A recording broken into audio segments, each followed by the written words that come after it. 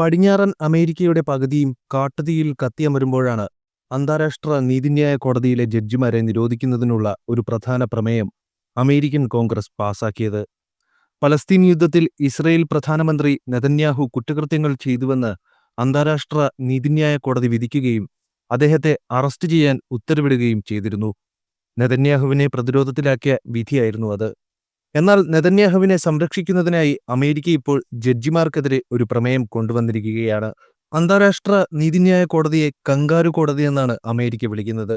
മറ്റൊരു വിധത്തിൽ പറഞ്ഞാൽ നീതിപൂർവം പ്രവർത്തിക്കാത്തതും മുൻകൂട്ടി നിശ്ചയിച്ചിട്ടുള്ള വിധിന്യായ പ്രക്രിയ പിന്തുടരുന്ന കോടതികളെയാണ് യുഎസിൽ കങ്കാരു കോടതികളെന്ന് വിളിക്കുന്നത്. ഇതുപ്രകാരം നെതന്യാഹുവിനെതിരെ പുറപ്പെടുവിച്ച അറസ്റ്റ് വാറണ്ട് മുൻകൂട്ടി തയ്യാറാക്കിയതാണെന്നാണ് അമേരിക്കയുടെ വിമർശനം. ഈ സാഹചര്യത്തിൽ യുഎസ് കോൺഗ്രസിന്റെ അധോസഭയിൽ വ്യാഴാഴ്ച ഒരു സുപ്രധാന പ്രമേയം അവതരിപ്പിച്ചു.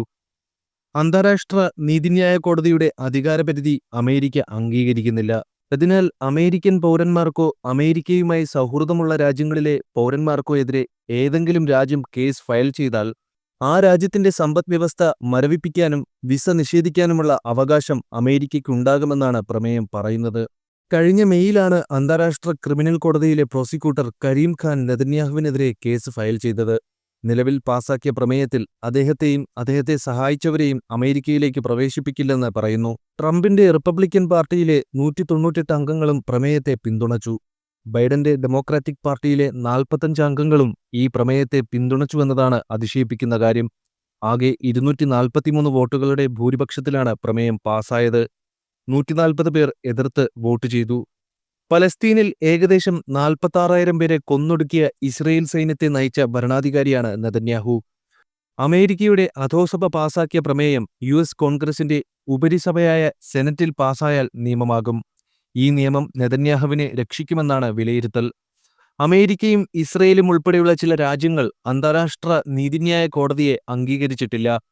ഇന്ത്യയും ഈ പട്ടികയിൽ ഉൾപ്പെടുന്നു.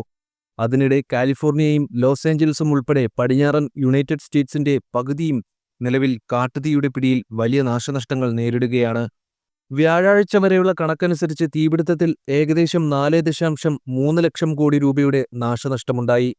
തീ അതിവേഗം പടരുന്നതിനാൽ നാശനഷ്ടങ്ങൾ ഇനിയും വർദ്ധിക്കുമെന്ന് അധികൃതർ ഭയപ്പെടുന്നു. ദുരന്തം തടയാൻ വേണ്ടത്ര ശ്രമം നടത്തിയില്ലെന്ന വിമർശനവും ഉയർന്നിട്ടുണ്ട്. അമേരിക്കൻ ഐക്യനാടുകളുടെ നിലവിലെ മോശം സാഹചര്യത്തിൽ തിരക്കിട്ട് നെതന്യാഹുവിന് അനുകൂലമായൊരു പ്രമേയം പാസാക്കിയതിനെതിരെ വിമർശനം ഉയരുന്നുണ്ട്.